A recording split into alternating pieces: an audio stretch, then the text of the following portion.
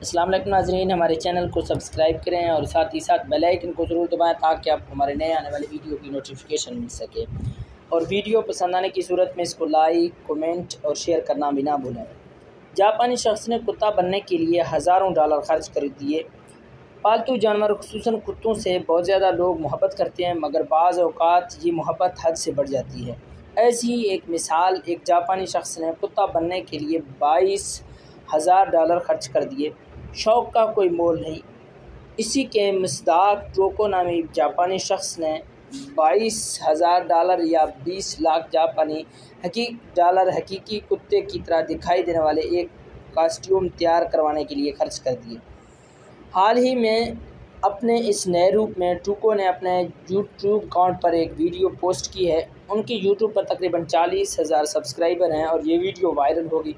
Video میں بعض لوگ انہیں سیر کے لیے لیے جا رہے ہیں۔ اس دوران وہ پارک میں موجود دوسرے کتوں کو سونگھتے اور زمین پر لٹکیاں کھاتے نظر آتے ہیں۔ راہگیروں اور کتوں کی طرف سے پرتپاک استقبال۔